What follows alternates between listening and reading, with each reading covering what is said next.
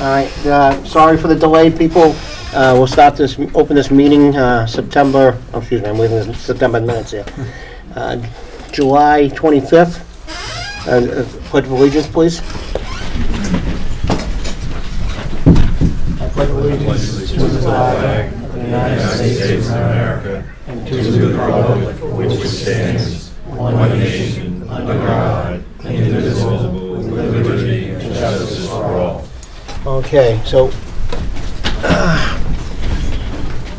again, my apologies for making you wait 25 minutes. But, oh, don't take all of that. I'll take some of it. Okay, a couple things. One, I would like to delay the minutes until the next meeting, and we'll go over both minutes, where Sherry was involved in the last minutes, if that's okay with the board? Yep. Okay, all right. So, secondly, we have two people that are interested in being alternates. One is Mr. Philip Bean, and if I'm not mistaken, Mr. Bean, weren't you a selectman here at one time? I was indeed, sir. Yeah. What year was that? I can't remember. Okay, it was a long time ago. Yeah, right. And then we have Humphrey Williams. Does this board have any questions to either of the people? No? No, I just note the Budget Committee and ZBA are not in conflict. No. Not- Could Mr. Bean give us a quick summary of his background? Ask him. Mr. Bean, could you summarize where your town involvement and what, Pardon me, sir. I wonder if you could give us a little background on your town involvement and... I moved to Milton Mills in 1988 with my family after service with the United States Marine Corps as an officer. I served 3 one-year terms as a selectman. I served as chairman of the board of selectmen. I have owned property from 88 to 97 here, and subsequently from 2004 until the present day in 10 Hopper Road in Milton Mills, New Hampshire, sir. Thank you, that's great. Thank you. Mr. Humphries? Yes, I moved to Milton in 2016, and I presently have... Mr. Williams, I'm sorry, I used your first name. I know. I'm sorry. But I answered all of that. But, and I've been on the Budget Committee. I was voted into the Budget Committee this year. Been involved with the town from selectmen meetings through Milton Advocates for the last year or so. Okay. Thank you. Any other questions or remarks or anything? No. Do you, two of you, either of you have any questions for us? Okay. Do one at a time. Do I have a motion to accept Mr. Humphrey Williams as an alternate? So moved. Second? Second, right here. All in favor? Aye. And then we'll go to Mr. Philip Bean. I have a motion. So Mr. moved. Brown? Mr. Bouillon? All in favor? Aye. Okay. At this time, I'd like to have you two come up and get sworn in by Mr. Rawson, Selectman Rawson. And we'll sign his papers. That, good. Then, would you note for the minutes, since we now will have a quorum with the two newly sworn alternates, that following the lawyer's advice for this meeting, as opposed to the lawyer's advice for the planning board, I will be stepping down. I don't see a place for my signature. Right under me, on both of them. Okay.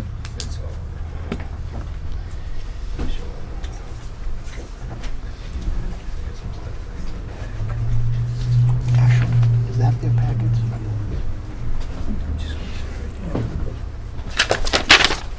Got that, Ashley? Okay, so Mr. Brown is stepping down from here in the case. We'll have both alternates sit in on the case because Sherry is not here and Mr. Baker needs to step down also. Okay, go ahead, Mr. Rawson.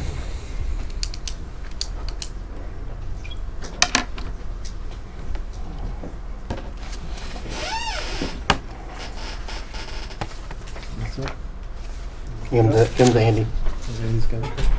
Thank you. You guys sure? Don't do that.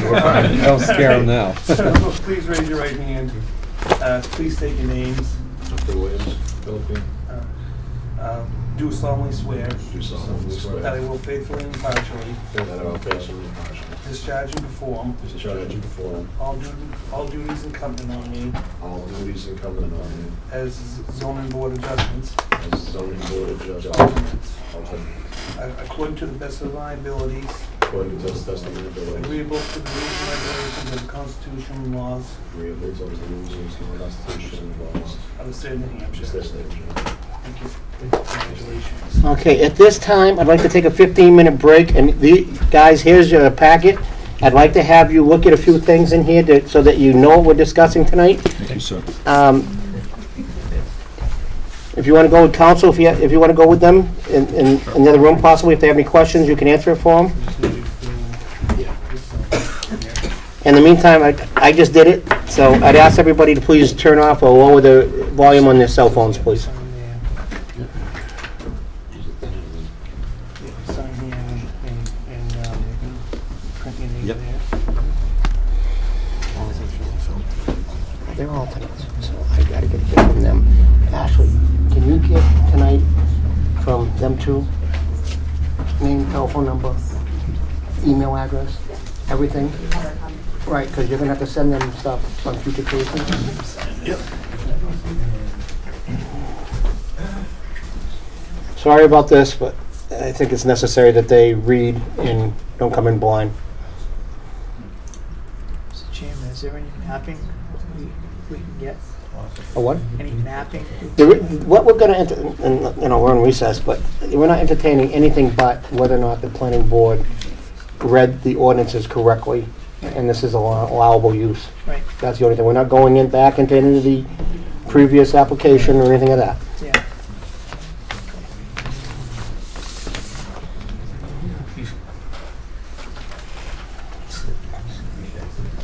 Thank you. You coming back? The town hall, Oh, all right, I'll give it to because I'm not gonna be back now. Oh, yeah, there you go.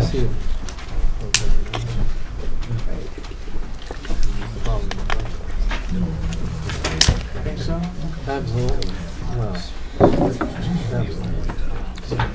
Gonna have 5.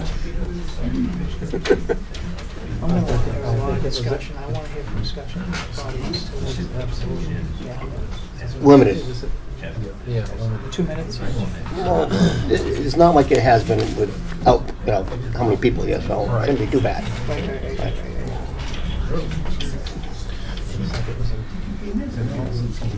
But we're not even looking at this today. All we're doing is we're making sure that the planning board did the decision the right way. That they read the ordinance correctly. We can't, Do we have a paragraph in the ordinance for that? if you read I think I your have. book, Yeah. this thing from Bruce, Yeah, it's in there. all right? The ordinance itself, What page is it on? What is that's that? it, Brian, I'm not sure what.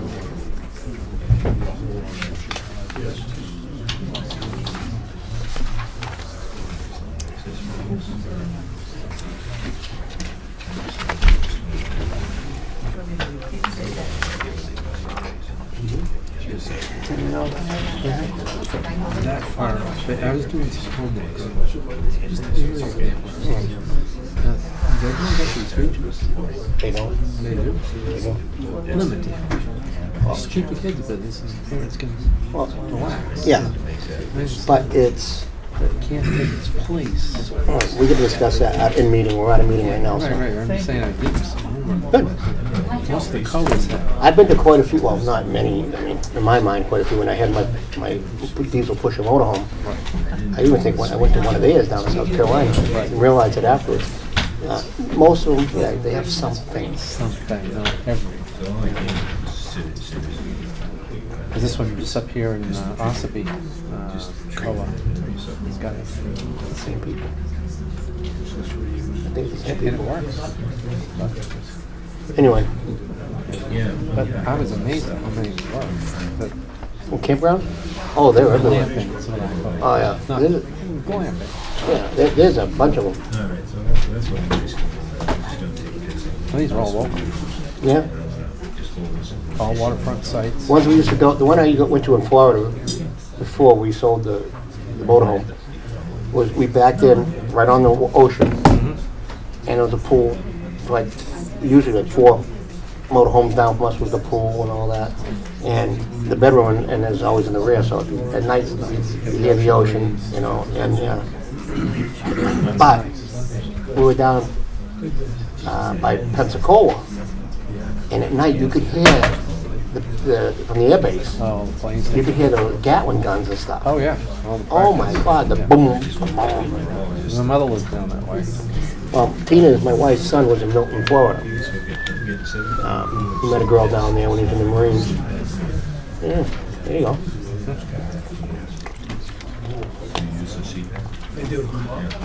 They're looking for someone on the budget committee. You should jump in. Are they? Yeah, I forget who moved out of town. Someone moved out of town. I saw that The guy that posting. wore the hat all the time, the round hat. What's his name? He did web design and all that. Was that? Oh, yeah. He moved out of town. This is all I'm doing. 3:30 comes too early. All right. That's crazy. The other night, the night it was pouring out. I had a split headache, pressure headache right here. I went to bed at 6 o'clock. And I said, told my wife, I said, I just going to bed, I guess. Too much. Got a lot going on. I was supposed to be on vacation this week. Bumped it to next week. Then I was supposed to go up to McCain Potato today in eastern Maine. And thank God I called the guy yesterday. I said, are we still on for tomorrow? It's 5.5 hours, man. 5 hours. That's a long ways. Oh, I forgot to tell you, that got delayed. I would have been ripping if I would have drove all the way up here today. And then, That's long. you know, not have a meeting. It's crazy. Then he called me, can we get together next week? No, I'm on vacation. Oh, can someone else do it? I'll ask, I don't know.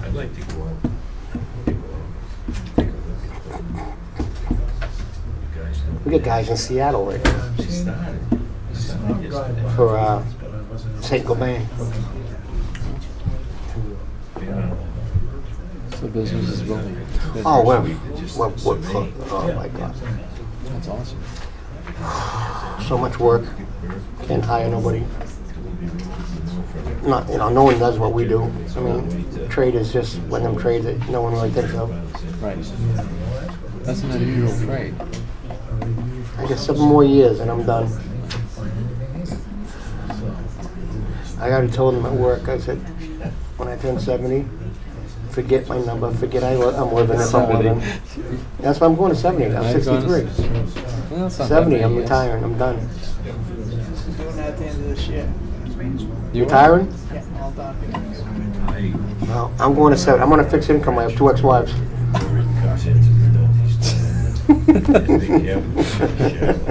That will kill you. Actually, the first one, I really didn't have much. I lost my business out of it because I owned my own rigging company at the time. But the judge told me to sell the business or sell the property I own. I own a parking lot and stuff. And my father said, they don't make any more property, you know. So I sold the business to Shaughnessy in Boston. Best thing I ever did. Oh, yeah. Best thing. Oh, It's a God. big group. I learned how to do things with big pockets. Ah. And the second one had a prenup.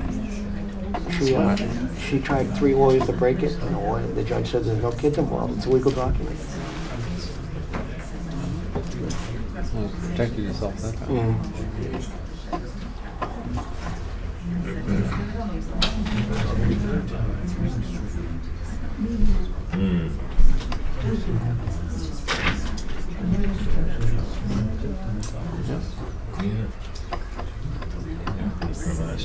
Even mine.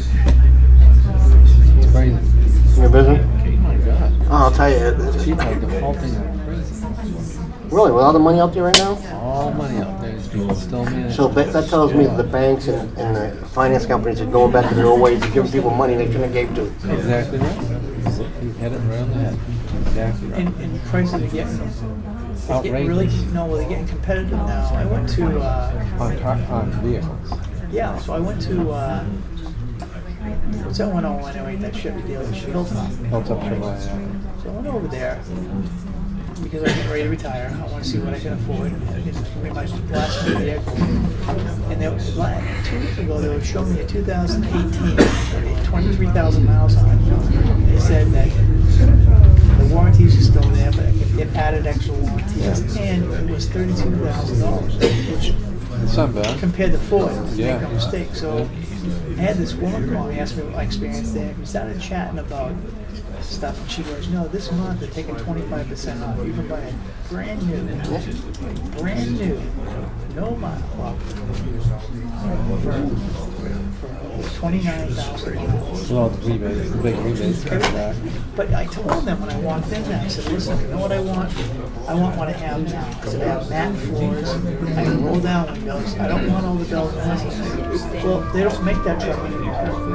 No. In fact, did you know they don't even make a two-door truck anymore? Yeah, they're all Well, I don't know that. Or extended cabs. extended cabs. So all the AV, all that is all standard now. Well, my 2015 Denali's got 16,000 miles on it. I'm trading it in December. I trade them every 4 to 5 years, no matter what. Yeah. And Holloway's already bugging me for it. Because it's got the 6.2 in it, it's loaded. It's got every option I think that you could get in 15. Has a 6.2 in it. That's nice. I order them with a big motor for the snowmobile trailers. Yeah. And the reason why they want it is the people with the hush trailers, they want the big motor, but they don't want to get a 3/4 or 1-ton ride. They want the half-ton ride, but they want the big motor. Right, yeah. So they'll pay extra money for that half-ton with it. Yeah, but they get the heavy halves too, so they can still tow their horse trailers and still have all the luxuries too. Yep, 16,000. You'll probably have 18 when I trade it in. The last one turned 20 when I went to buy this one. When I drive a company truck. Right, All right. week. Nice low mileage though. But you're right. The lineage is wrong. Loving kids. You know, it's funny. My wife's Cadillac, it got 0%. It was a special day going. And usually when you get 0%, you're going to give up something. Right. Where I was trading an SRX Caddy in for an XT5, because they stopped making the SRXs. That was a benefit. 0%, and don't lose any of the perks. That's nice. So I get these things that saying, you know, your automotive loan, we can give you a better interest rate. I said, what do you do, pay me? Right. I get Zero. What are they gonna 0%. do? Yeah. Exactly. So I figured I'll use their money rather than mine. Yeah. At 0%. Absolutely. But it's sure. Oh, it is? That's right.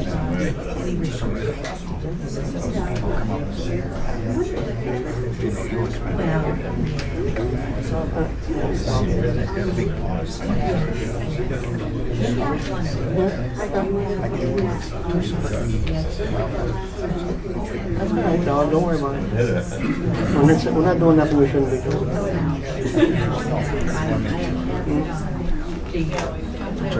Your secondary languages.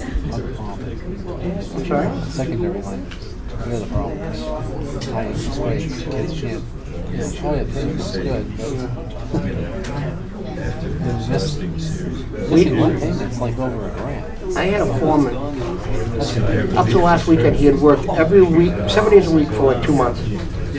And thank God, he worked Friday, Saturday, but the job, he got done Saturday, he didn't work Sunday. So he got Sunday off, thank God, you know. He's working this weekend too, same place. We got a couple of accounts we can't go in there other than holidays and weekends, because they can't shut down, they're so busy. Right. Thanks.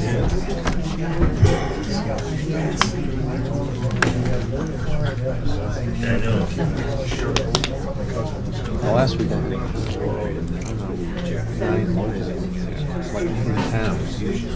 What's that? I have a local one like in town. Oh, It's pretty bad when you got people. It's rough. so what are you gonna be, the first contact type thing? Try to reconnect them, you know. Is there any way we can resolve this type thing?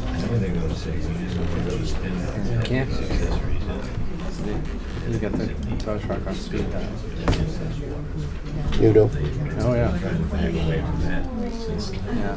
We get, God, a lot of them are. You know who does most of them is Bob. In Rochester? Yeah. Do you see that there's one company, NAB, I see, Yep. they do a lot. I think that's all they do. Did you see the sign in the back tapped up for hire? That's telling you what they do. Well, technically they are for hire, They are. They all are. but, because not for hire means you don't have to have US DOT numbers and stuff, but that means you're just doing your own stuff only. Right, they're contractors. You're getting paid for this service. Absolutely. Let me go see how they make it out. Yeah, I mean, it's a good accident out there. Second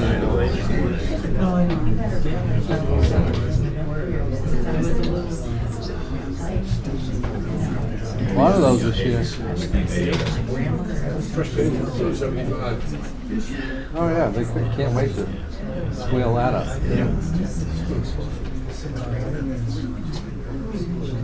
That's what it was supposed to be, a joke.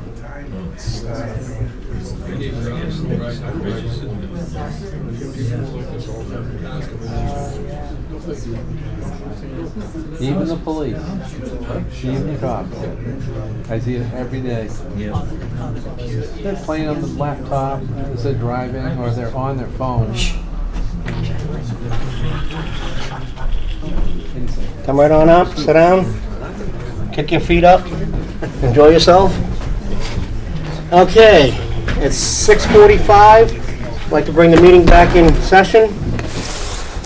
All set, Bob? All set. Okay, couple things.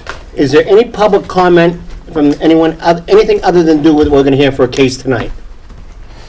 None being heard? We'll put that to bed. That's done. Okay, so, something just for the record, we need to discuss if this is a regional impact. I should open the case first, probably. Yeah.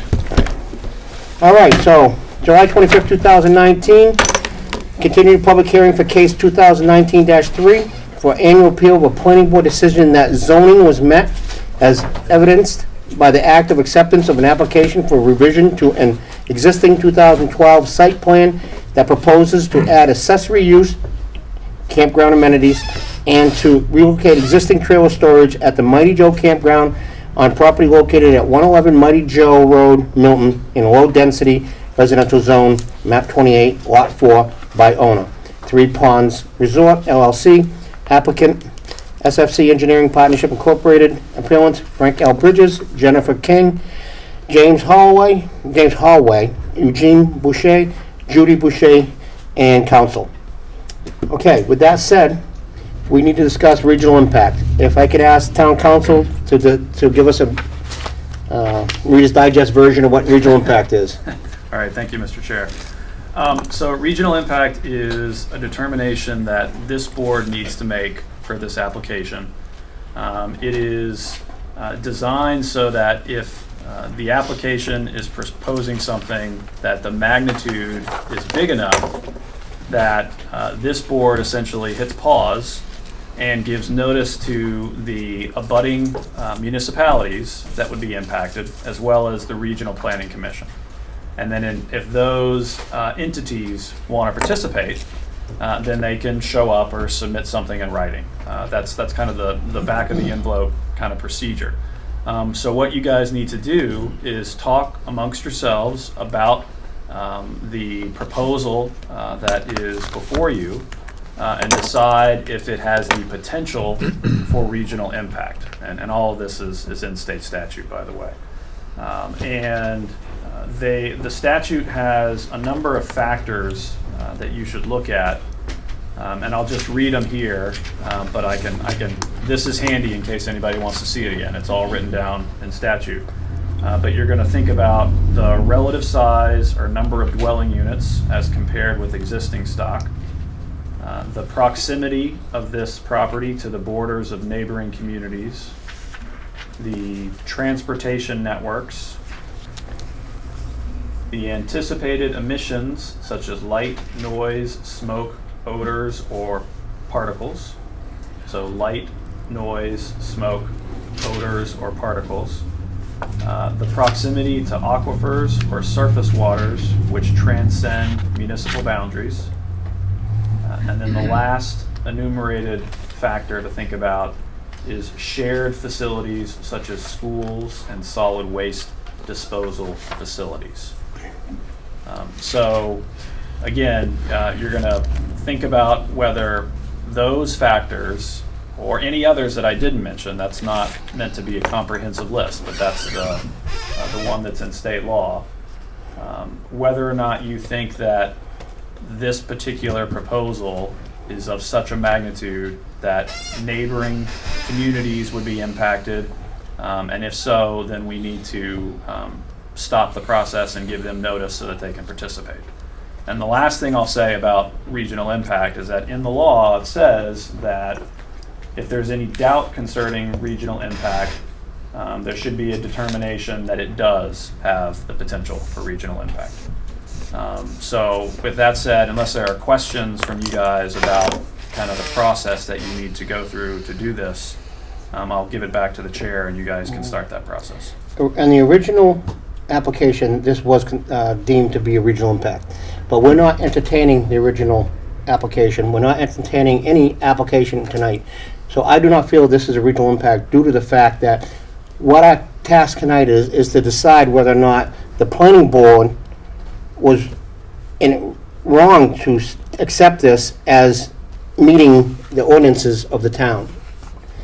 We're not saying that this meeting is going to give them permission to do anything, so I don't feel it's a regional impact, and I'll make a motion that it's not a regional impact. Second. Humphrey Williams, second. No. Phil. And if I could just add, Mr. Chair, in addition to that grounds, if the board could also address what was proposed to the planning board and whether that proposal rises to regional impact. Question to you then. Aren't the planning board required to determine if the regional impact also? I think they potentially could be, yeah. Then that would be their decision on their applicant. I mean, on their application, not Well, because. this is a separate land use board, and Correct. the statute says that each land use board gets to make that determination. Point of order, Mr. Chairman. There's a motion and a second. Right, but council has the authority to, Discussion. right, for discussion, so, because I haven't called the vote yet, so.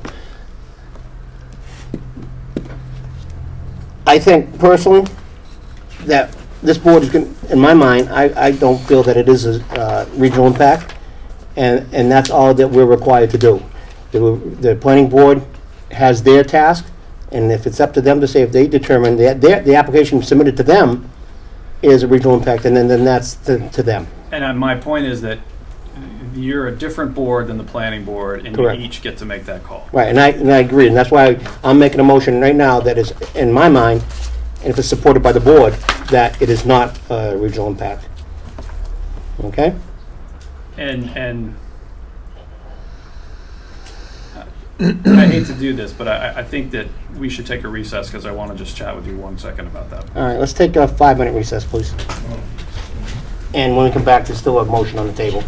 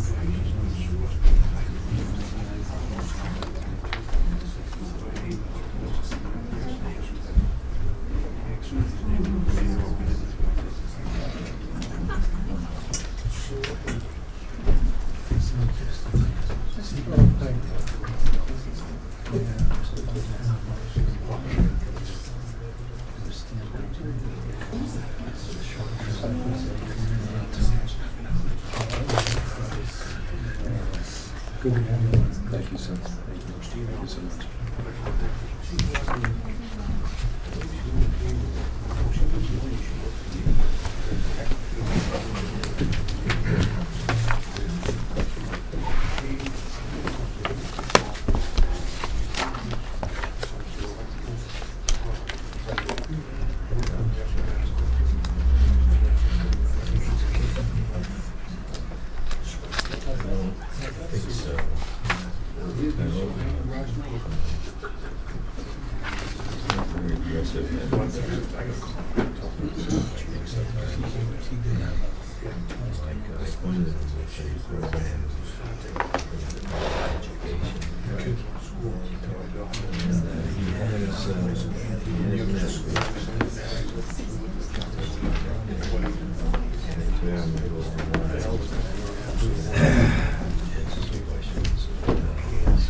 Okay, we'll go back in the meeting, Bob.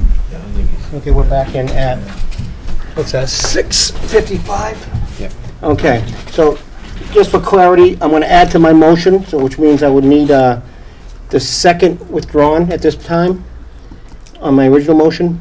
Who's second? I seconded it, I sir. need to have you withdraw your second. I withdraw my second, Okay. Mr. Chairman. So with my original motion, I also would like the board to determine that the adding these amenities to the campground would not, or would either, with discussion, be an impact to the regional impact. Am I correct on that language? Would constitute regional impact. And now, we'll go for second. And could you clarify that motion more? Okay, I know I kind of muddied the waters, didn't I? Did. Okay, so I'm making a motion that we determine that this is not a regional impact, and that also that the adding the amenities to the campground, I lost the word, when constitutes a regional impact. Whether it constitutes. Whether- a region- right. Oh, yeah. Your motion is that it doesn't, so yeah. Right, it Yeah. doesn't, Second. all right, all in favor, any more discussion? All Point of right, order, Mr. Chairman, are we allowed to make comment on what you're doing? not on the regional It appears to impact. be the misperception of what our appeal is, and that we did raise the fact that the planning board failed to make that consideration of regional impact. And this board, by law, excuse me, for the record, sorry. For the record, Chris Bolt, Donahue Tucker Chindella, for the abutters. This is a finding that your predecessor board made. It is a finding that the court in Stratford County upheld and found it was a jurisdictional issue. We're complaining about the same set of amenities that the prior board heard. That is a matter of regional impact because of the boxes that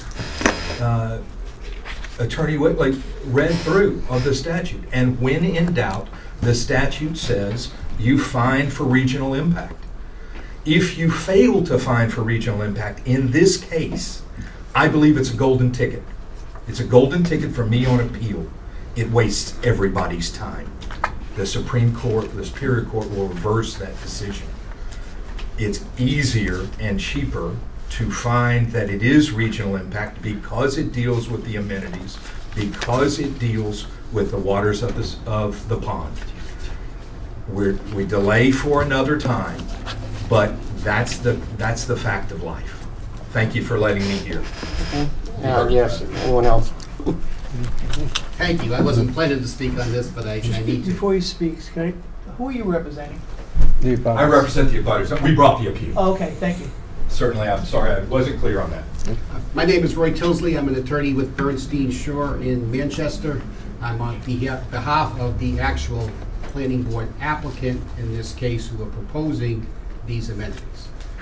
Your decision on the previous special exception application last year of regional impact was that a proposal to expand the campground by at least 85 additional campsites was a matter of regional impact.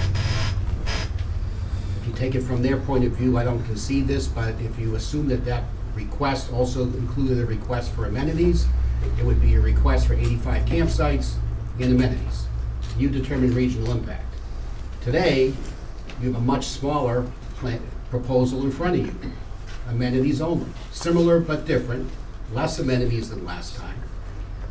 Your prior decision, which was upheld by the court, has nothing to do with today's decision to these few small amenities located within the central portion of the campground constitute regional impact.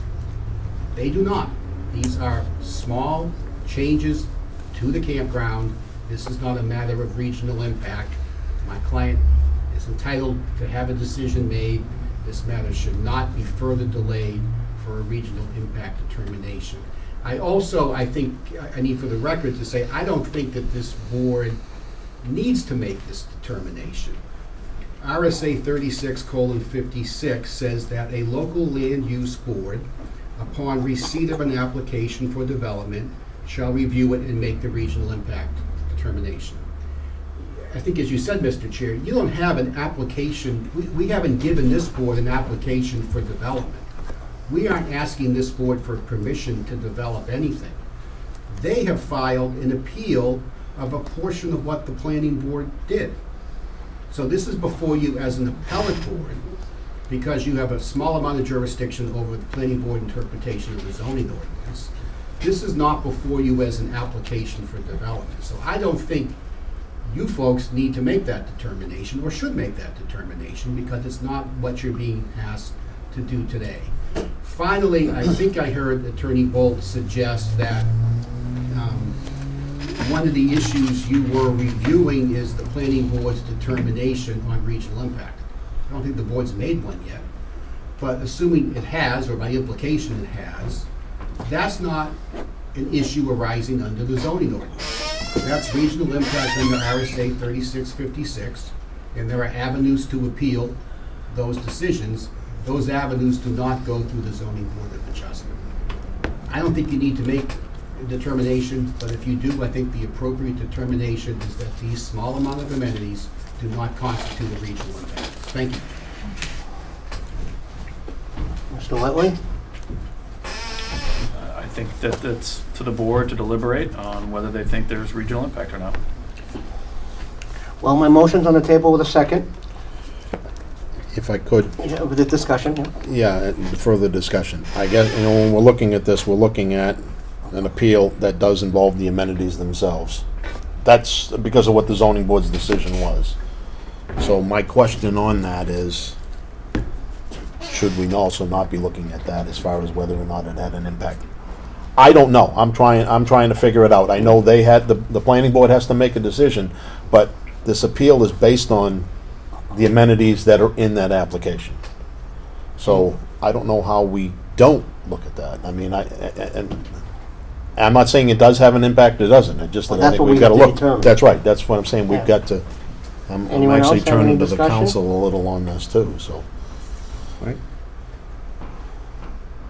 Mr. Bulio? So do you have any appeal to that, what he had just mentioned?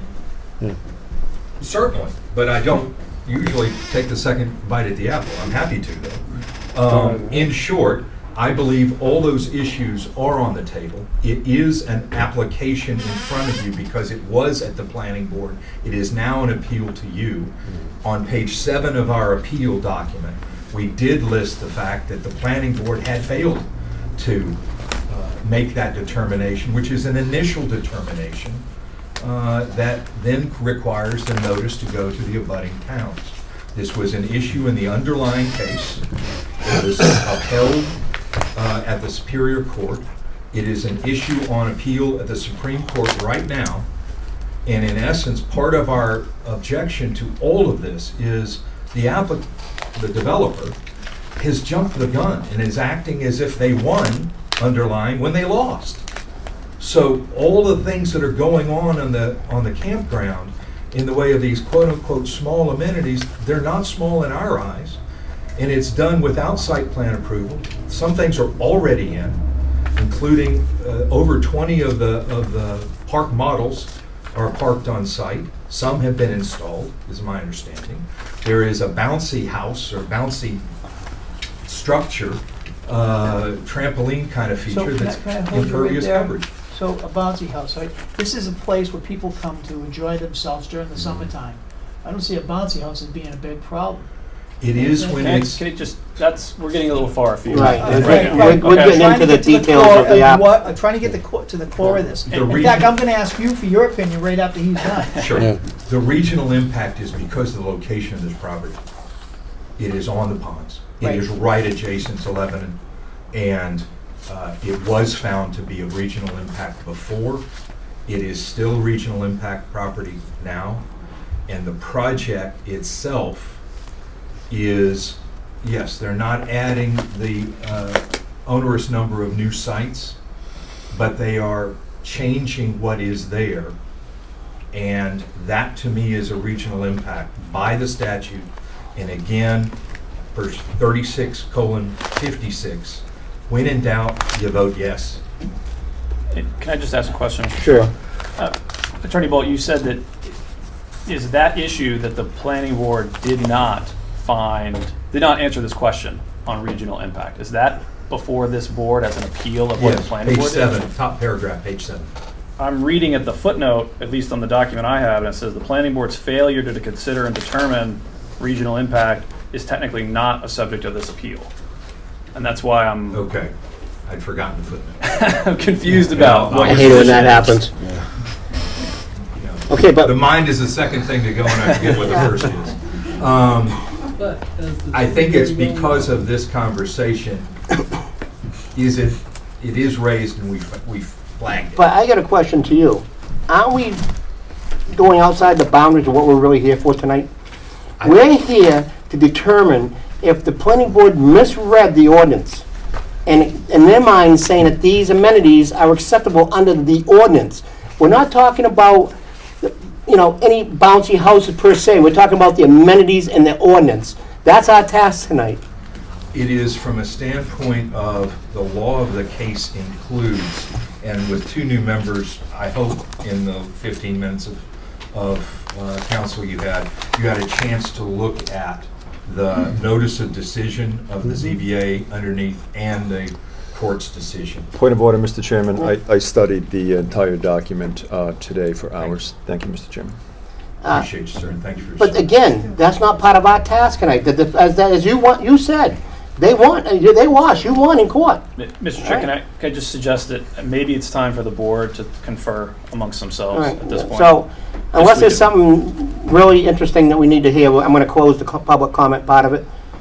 And the board needs to make a decision on this. Because either we're going to decide one way or the other. Well, we're going to decide one way or the other. If we choose to say it is a regional impact, then we're on hold. And we're going to notify a few people. If we say no, then we continue. That's where we're at. Anyone on the board have anything to say, or? And could you repeat the motion Yes. one more time, please, sir? Thank you, I can Mr. repeat it Chairman. word for word. How about you? Can you repeat my motion? No? All right. My understanding of the motion, and you can correct me All right. if I'm wrong, Mr. Chair. I believe your motion was that you move that this board find there is no regional impact for 2 reasons. One, you said that there is no application for development before this board. Correct. And the second grounds, and I'm paraphrasing, is that the addition of the amenities to this campground, in your mind, did not rise to the level of regional impact under the statute. Correct. That's correct. And you second that. Yes, sir. So anyone else have any discussion? Because I'm going to call the vote. No, I think I understand. Everybody all set? Any remarks, anything? No, okay, I'll start at my left. Mr. Bean? I support the motion. Mr. I support the motion. I'm sorry, Mr. Skillings? Supported? I do too. All right, and the chair votes support. So we've determined that it's not a regional impact. Correct. Right. All right. Feels like we're at the Red Sox game, determining whether the pitcher can go to first base. The other night. So, okay, so let's continue. So, once again, our task tonight, and the only task, and you correct me if I'm wrong, is to determine if the planning board misread the ordinances of the town of Milton, or did they read them correctly, and that amenities are allowed under the ordinance. That's our task.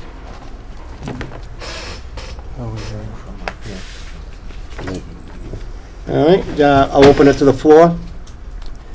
Mr. Bolt? Thank you, Mr. Chairman. To remind the members that may not have read, Excuse me. that's the certified record of this case to the Superior Court. There were 10 hearings over a year on this campground, your ordinance, and what it means. Those hearings were for a special exception for a number of sites and for these same amenities. If you look at the plans, compare them, they're the same on the amenities. Okay? The item that you had before you is in the notice of decision. Item number 104, final page of that notice of decision of this ZBA, states those amenities are not in keeping with your ordinance. That's the law of the case. That means this board should follow that decision. That decision was upheld at the Superior Court. The developer brought the appeal. They lost at the Superior Court. The developer has brought an appeal to the Supreme Court. That appeal is still pending. The law of the case still stands. And accordingly, we respectfully ask this board to rule that what the planning board did, accepting the application for those amenities, was wrong. I also remind you, your voters considered this issue at last town meeting. It was a proposal by the planner, by the chair, with input from the developer to amend the ordinance so that what they wanted to do would be an allowed use, not have to come to you for special exception, an allowed use. Your voters voted that down by over 60%. In short, by coming to the planning board, the developer is acting as if he won when he lost. That's what's so frustrating to my clients. They have fought every step of the way against this significant change of the historic Mighty Joe Campground into a resort. That is not what this ordinance allows. You have a definition of camping that does not encompass the modern era. We recognize that, but your people voted down an amendment. We respectfully ask you to find in favor of this, that the planning board did wrong in accepting that application, at least during the time frame of the Supreme Court appeal. Put everything on hold. Let the Supreme Court work its way through this and have an ultimate decision. And thereby, this is not something that we're having to come back and forth at, or the developer has to come back. Just wait for the Supremes to rule on the case. If they lose, and they want to try to come back to the ZBA for a special exception or a variance to do things like a restaurant, which is not allowed use on the property, a bar with liquor service, which is not an allowed use on the property, they have to get approval from you. But they have to stop doing those things without that approval. Please, uphold this appeal. I'm happy to take any questions. The board have any questions for Mr. Bolt? Sure, so, I'm not trying to get off the subject again, but you make an accusation. So they put a bar on property. All right, without a permit. So,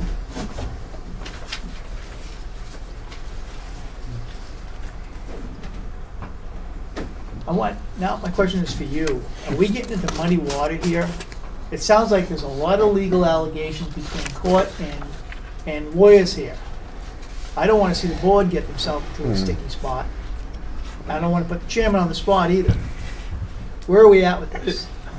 I don't know what you mean by this, but let me just say that they have made. Well, we're talking about, I hear what he's talking about. He's bringing a lot of stuff that really shouldn't be brought up anyway. Let me Mr. answer it this Bullion, way. first of all, I'd like to have the other side say what they need to say before we have this discussion, because they may bring up something that might answer some questions to you. I think- don't want to see a, Mr. a Chair, batting game going I on. think that Attorney Bullitt was wanting to see if there were any questions on his presentation. Correct. And I just as long as you give him the opportunity to answer questions after Attorney Tilsley speaks. You'll have a first. second bite at the apple, Thank you. Yeah. even though you don't like doing that, you said. Okay,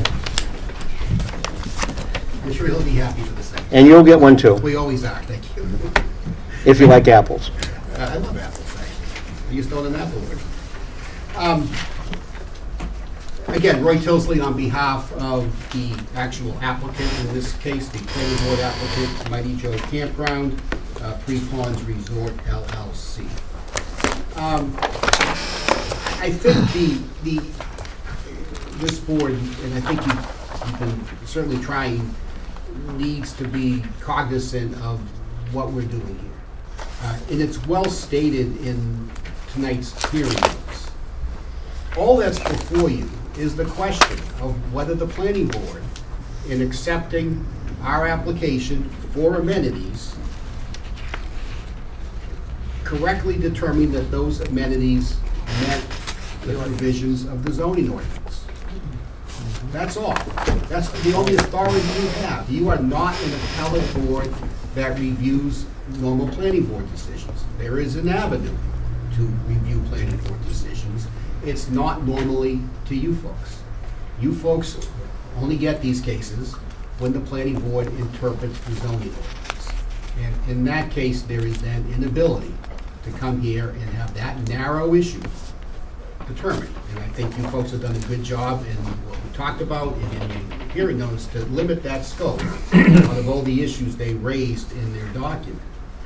So the first issue that they come up with, Attorney Bolt called it the law of the case. That's a courtroom term, not in a courtroom. I think the first issue was what I would call the Fisher versus City of Dover doctrine.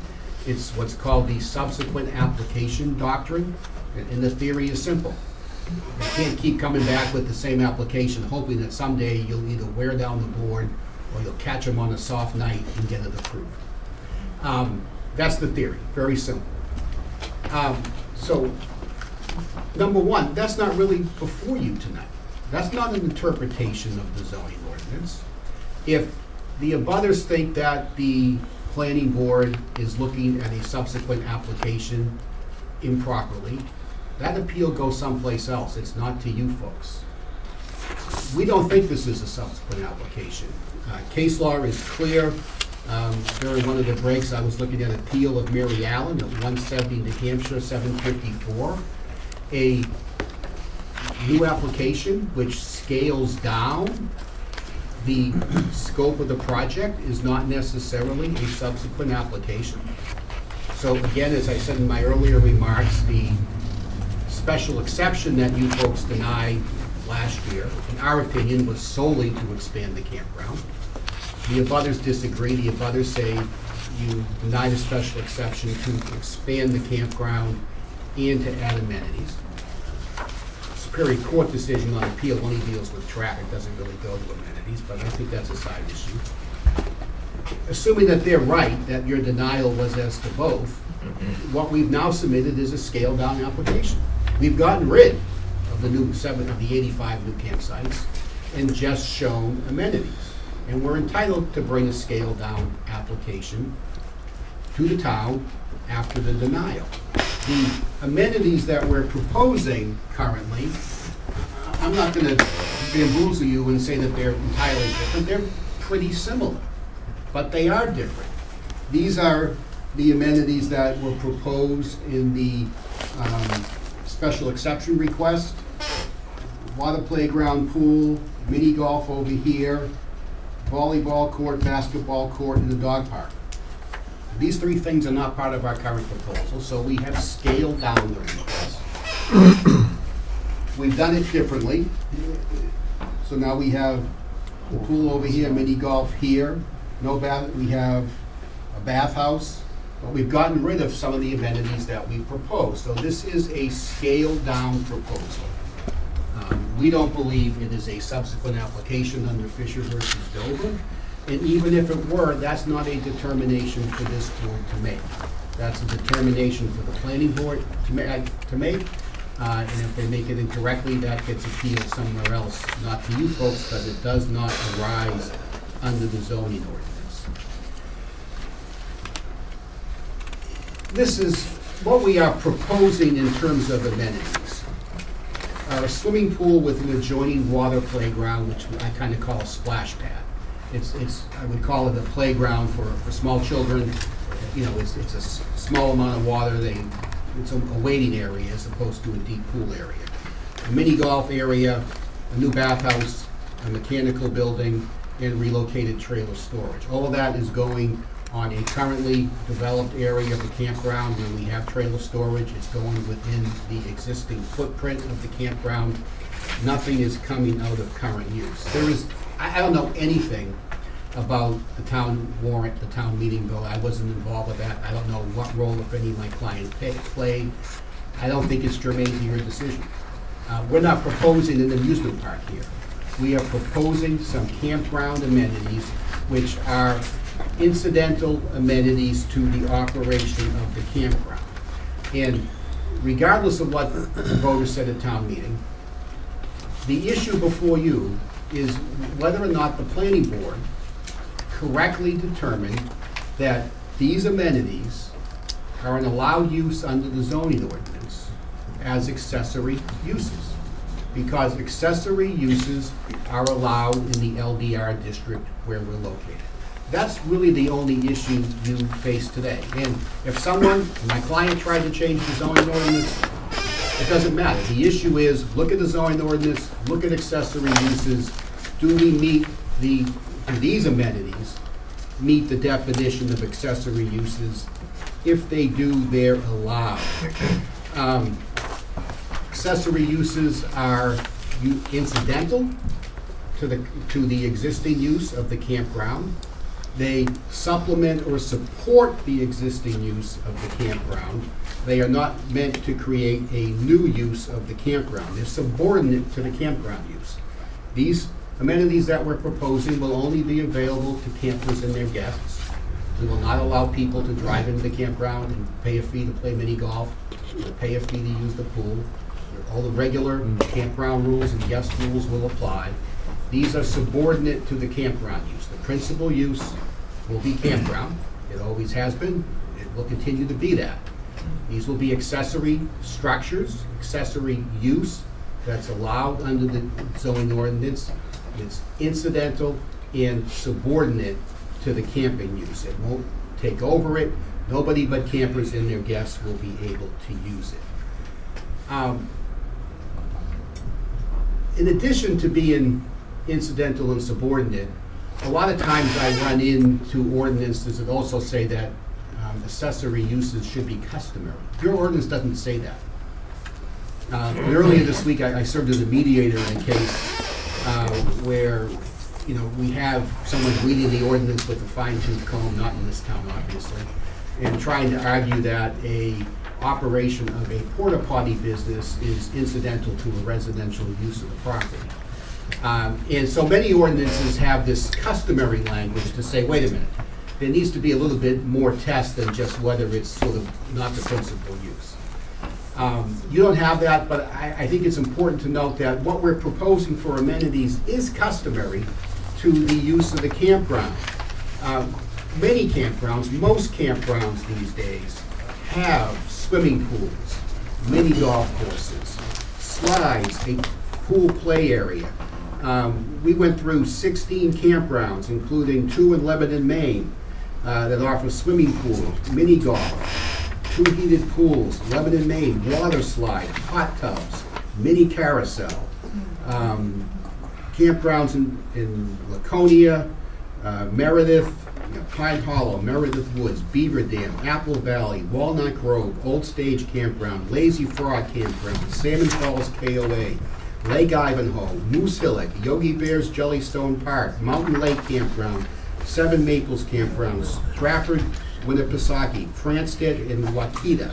All, that's our competition. They all have these types of things. All we're seeking to do is to add these customary accessory amenities. We're allowed to do it under the ordinance, and that's the only issue before you. The two other things that Tony both covered was sort of, let's kind of just stop things. Let's stay everything, let's let the Supreme Court weigh in, and then we'll all come back 6, 9, 12 months after they do that. Again, if he wants to stay because there's court action pending, he can go to court and ask for one. But what you have is a very limited task. Did the planning board make an error in interpreting the zoning ordinance? And that does not involve a stay because there's litigation in another case that is still pending. So that's not before you. And then the last issue, and sir, you I think asked a question about this, there are these enforcement issues that have been raised in their petition. They have the park model trailers, all of which we're very comfortable that we're in complete compliance with town codes on. So I don't want to suggest that we think we have an issue there. We heard about the bouncy pad. But the issue here is simple. All of these issues have been brought to the attention of the town code enforcement people. And they've looked at it and said they're okay. They haven't taken any action. I don't know if they said it's okay or if they decided not to take action. I think they said it's okay. But the fact is, code enforcement hasn't taken any action against my client on any of these issues. To the extent that, and again, that's nothing to do with what the planning board did, but in certain circumstances, code enforcement decisions can be appealed to this board. So if they're trying to backdoor things in through that, the state law is clear.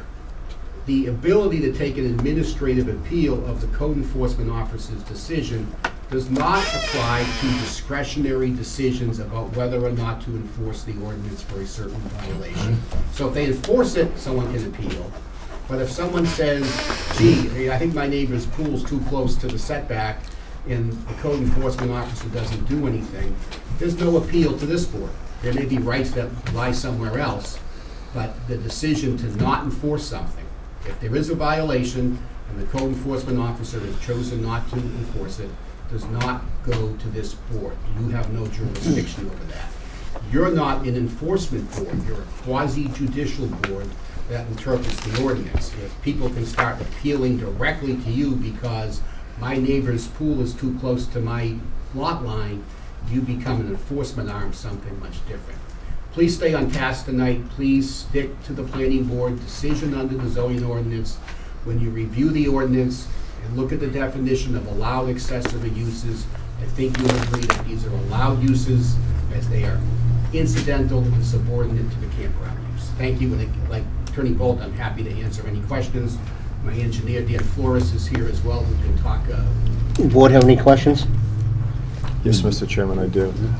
Just want to clear up one term you used, and I know that it wasn't meant in any negative fashion, was the backdoor comment that you just stated. Would you clarify that? I guess what I was doing was, this appeal specifically is an appeal of the zoning board's decision. They have in the appeal document, I think, raised the fact that the code enforcement officer has not taken action on certain alleged violations that they brought to his attention. I don't think that they have an ability to appeal that non-action because the statute very clearly says that administrative appeal cannot be taken of a discretionary decision to not enforce the ordinance. Thank you. So my backdoor was to suggest that they're trying to get that in through this, what is technically a planning board. Thank you. Walter Mitchell has a 7 May email to Mr. Woodruff, and I'd like your response, please, Esquire. Campgrounds are only allowed by special exception in the zone. Therefore, the present use is a grandfathered non-conforming use. Article 7 of the MZO says that such non-conforming uses may, quote, unquote, continue unchanged, but then explains that, quote, minor expansion shall be allowed if the nature and intent of the use is not changed and the expansion does not adversely affect the surrounding areas. Would you please respond to that? And just for the record, that opinion was read into the record of the planning board previously. That's fine. I'd like an answer to my question, please. You lawyers all like a second bite of the apple. Get on with the meeting. So I have a couple of responses to it. I actually disagree. I'm not sure it matters much, but I disagree with Attorney Mitchell that this is a pre-existing non-conforming use. Campground uses are allowed as by special exception. And case law in New Hampshire is clear that uses by a special exception, while you have to meet certain criteria to get there, are allowed uses within the zone. So they are uses allowed as a matter of right if you meet certain criteria. We were a campground, but I think it goes back to the 60s. So the campground use pre-exists the town zoning ordinance, which I think went into place in the late 80s. I don't view us as a non-conforming use because a campground is an allowed use by special exception. So I view us, and this is a new legal term of art I just invented, as a pre-existing allowed use. Now, I think what that means is, for example, last year when we sought to add campsites, we did need to get a special exception because we are limited, we can't just expand indefinitely. Our grandfathered status goes to the number of sites we have, which is like, what, 220? 223, I always get it close, but not correct. So if we want to add campsites, we would have to, deal with that through the special exception process. Assume you're right that that it is a pre-existing non-conforming use, which then allows minor expansion. I don't view this as an expansion. We're not adding any new sites, so in terms of the number of people who can come to the campground and use it and traffic, and we have the same number of sites, we just have some nicer amenities. We're not expanding the campground in terms of expanding its footprint and taking land out of current use to put these amenities in. We're using the existing area of the campground. Really what we're doing is modernizing the campground and taking what's there now. People don't go camping for baseball fields and tetherball courts and things like that. They want to see some of this nicer stuff. So we're taking the existing campground and we're adding amenities to it that meet the expectations of modern campers in 2019. And the planning board, when we get back there on site plan review, we'll be charged with looking at those amenities specifically and determining, whether they are appropriate in terms of size, scope, and location and things like that. The other response I would have to that is, even if this is a pre-existing non-conforming use, and even if this is more than a minor expansion, under your ordinance, these amenities are allowed in the LDR district as a matter of right. So we are entitled to have these amenities under the clear language of the ordinance. Thank you, Esquire. Thank you, Mr. Chairman. Any other questions? No, not Mr. Williams? second, No? no, on something Anyone else? separate from this. Mr. Bolt, you second sir. bite at the apple? The apple's Please getting do. thin now. First and foremost, I appreciate Attorney Tilsley saying that in essence the amenities are the same as what was before this board last year. He might be absolutely right if the prior board did not make finding 104. Finding 104 expressly says those amenities, and it pulls out water slides, water features, and other amenities, are not in keeping with your zoning ordinance. They made the argument this was amenities, this was accessory uses at that time, and it didn't fly. They made that appeal to the Superior Court. It did not fly. They've made that appeal to the Supreme Court. We don't know yet. But it is definitely one where that issue was decided, and that's where I say this body, as a quasi-judicial body, should follow the law of the case. In fact, I believe you have to. They say this is a lesser application Right, they've only broken the prior application into two parts. And now we're for the amenities, and we'll be back at some point in time, I have no doubt, on more sites. The issue of customary language, that was the whole driving force for the planning board's desire to amend the zoning ordinance. That failed miserably. Over 60% of your voters rejected that change. Lebanon, they claim Lebanon has these features. Lebanon also has no zoning. It's not quite the same thing as what you have. You do have language in your ordinance that recreational facilities are entitled to be there in the low density if they come forward for a special exception. Again, they have to come in to you to ask for that. It doesn't morph into that as a result of them wishing it so. And the CEO not taking action. That is in this appeal. That is squarely in this appeal because the CEO is also your planning board chair, and he should have recused himself from this action. He did not. It was raised before the initial vote, and that's a reversible error.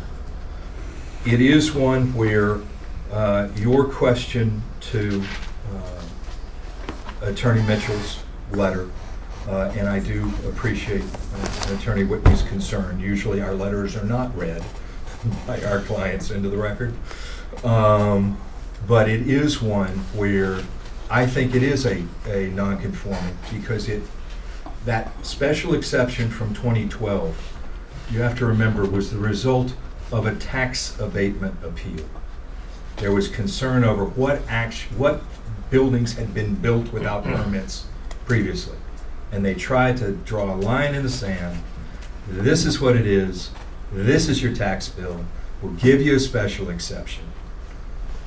And when you come to change that, then you have to come in front of us, the ZBA. This is one where we believe the appeal is on good grounds.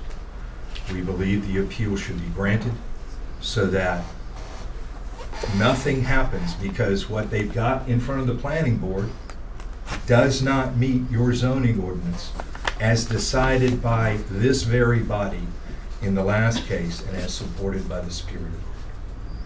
Any other questions? No, sir. No, anyone else have questions for Mr. Bolt? Okay, thank you. Thank you very There's much. one last bite. All right, thank you. I'll be brief. So in terms of the prior decision, I have two responses to that. If, again, I give the law of the case, that's a court. It's not before you folks whether this is a Fisher versus Dover situation.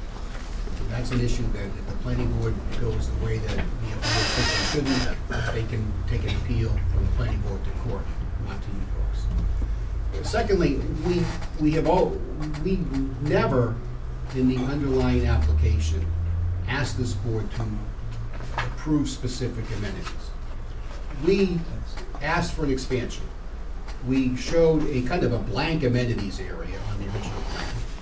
And to support the expansion, we talked about some of the amenities that we were planning. Because one of the things I think we needed to do to meet the special exception criteria was to show you folks, or try to show you folks, that we were going to provide things for campers to do that would keep them on site, keep them happy, keep them from roaming the streets, and that they would be doing stuff internally and not on the other fringes of the campground that would interfere with the neighborhoods.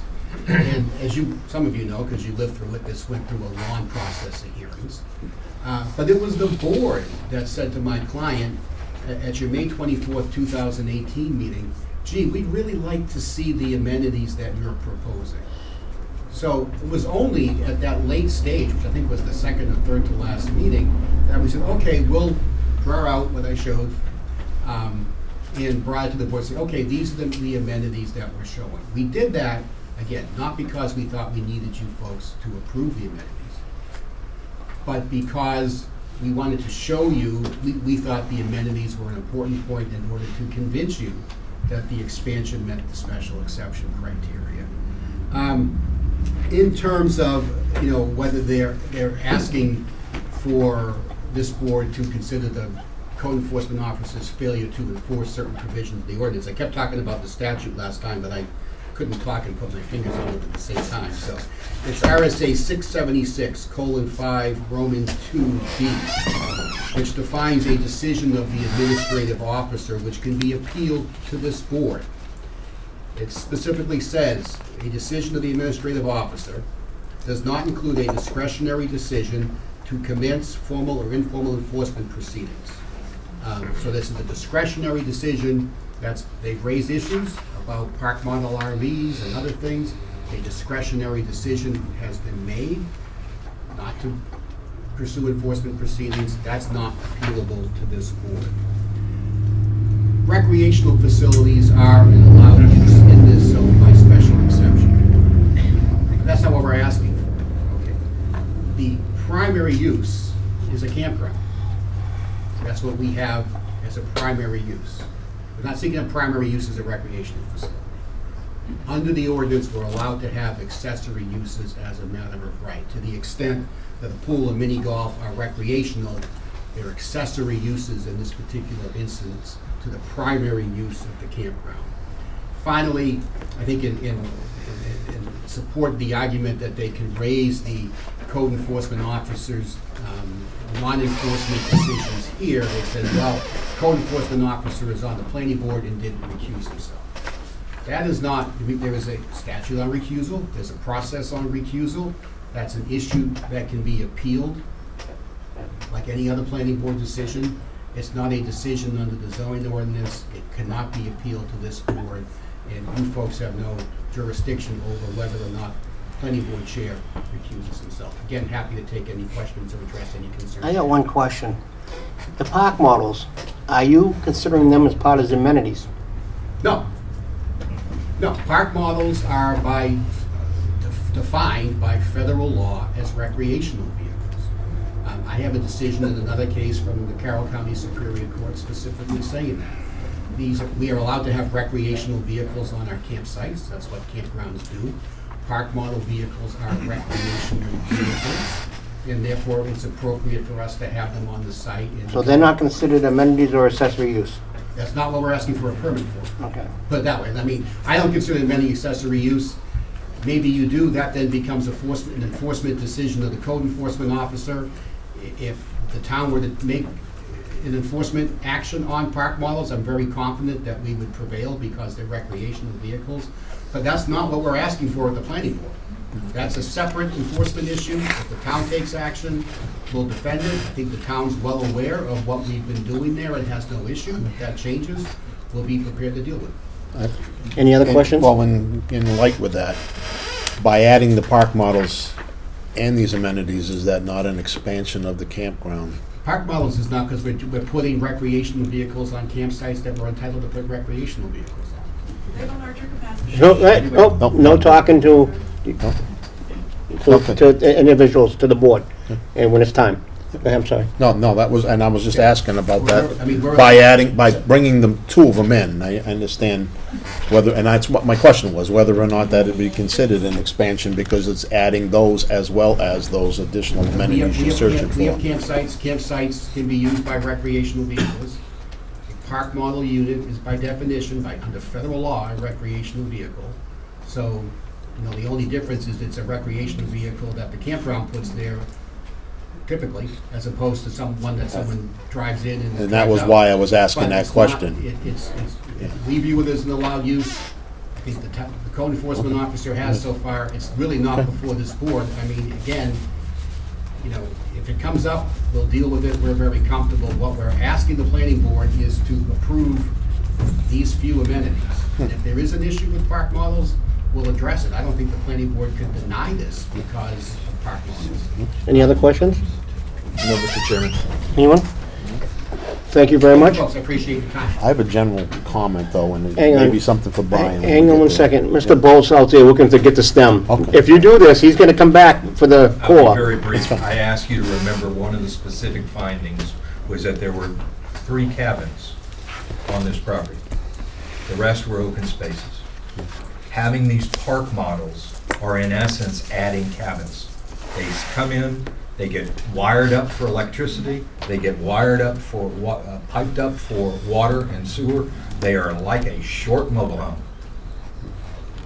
They are not RVs once they go in on that site. They are cabins, and that's a change. Do you want the core? They are defined as recreational vehicles. Federal law defines them that way, state law defines them that way. That's what they are. So, Any other public comment? Then I'm going to close it to the board. Is it in public speaking? Right now, please. Okay. Name and, Yes. My name is Norman Turgeon. I'm a resident of Milton. I live on Lakeside Drive. I'm also president of the Three Pond Protector Association. And I was asked by the board of directors of the TPPA to come here and speak on their behalf. And that's what I'm doing. The reason they asked me to speak is that they know I have some experience in the business of zoning administration. I was the chair of the Zoning Board of Adjustment for 10 years, 10 consecutive years, in a New Hampshire municipality. Happened to be Somersworth. I had a whole lot of remarks to make, but I'm just going to narrow my remarks to the things that have been talked about. thank you.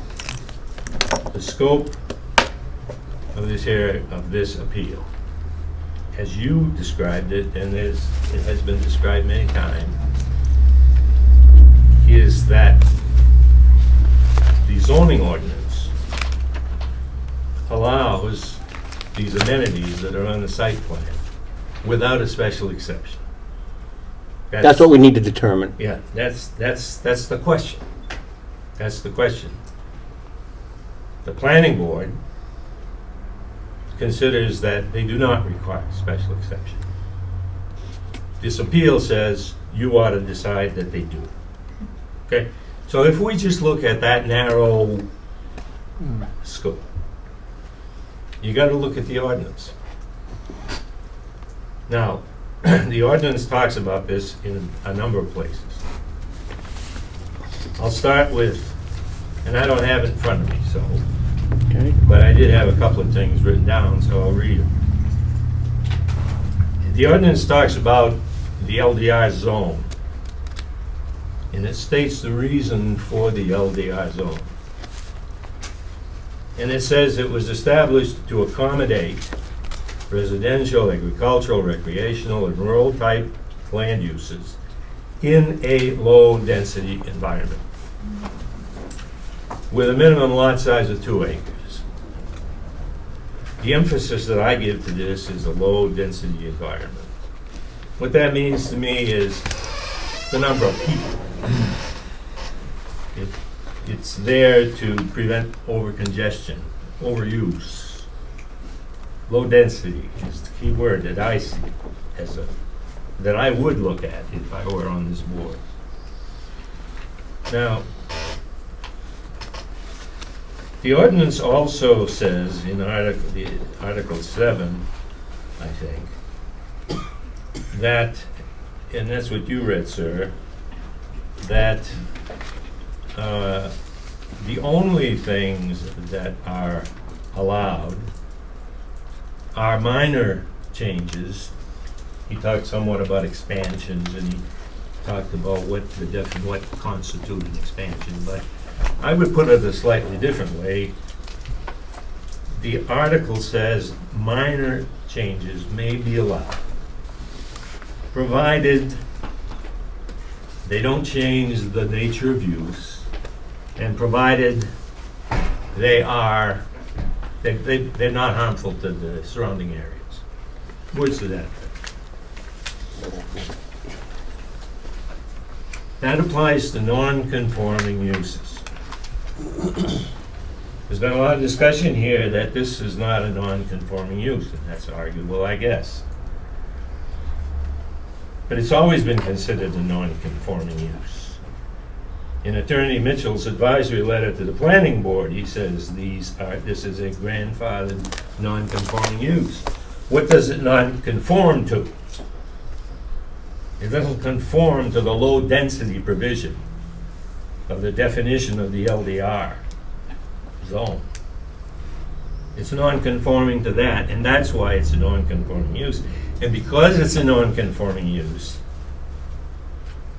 you may not make changes unless they don't change the nature of use and they're not harmful to the neighborhood or to the surrounding areas. I would conclude that they are harmful.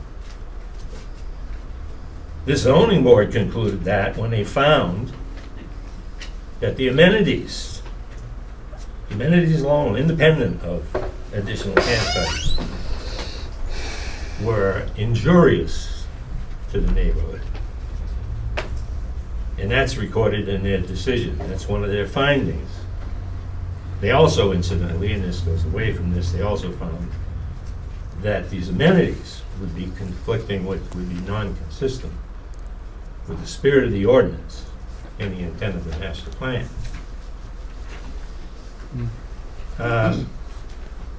Let's look at other parts of the ordinance. There's been a lot of talk about accessory uses. They say these are accessory uses, incidental to the principal use of the campground. Okay, that's arguable. But let's say that they are.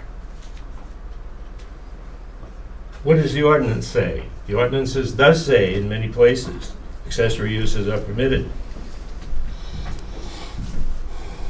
But the non-conforming use requirement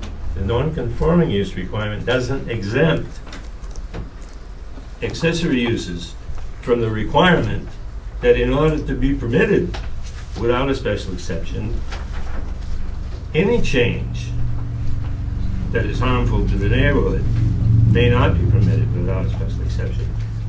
Without a special exception isn't in that statement, by the way, it's inferred. But my point is that the non-conforming use language doesn't exempt accessory uses. And then one other thing, if you look at the ordinance, you're going to see somewhere, and I don't know where it is, but it says that when there are conflicting requirements within the ordinance itself, that the more restrictive requirement applies. So, if you say that the accessory use permission is there, and that these are accessory uses, you must also say that they are on a campground,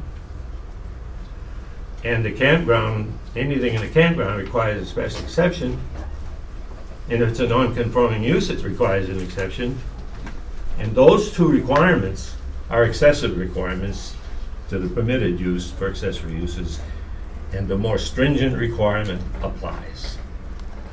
So, based on that rationale, I would find it hard to conclude that the ordinance permits these amenities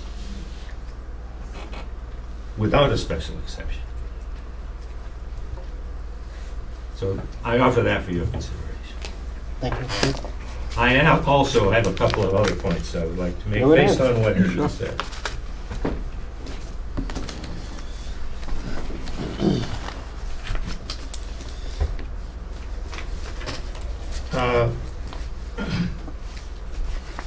When you become a member of the Zoning Board of Adjustments, nothing says that you have to leave your common sense out the door. You got to apply common sense here. And here's where, and also when you consider the decision, even though the scope is narrow, as to whether or not this requires a special exception. I almost You- take offense to Hang on, that. hang on, why don't we finish? No, I'm not, pardon me if you find it offensive. What I was gonna say is that common sense will tell you something. And I'll tell you what that something is.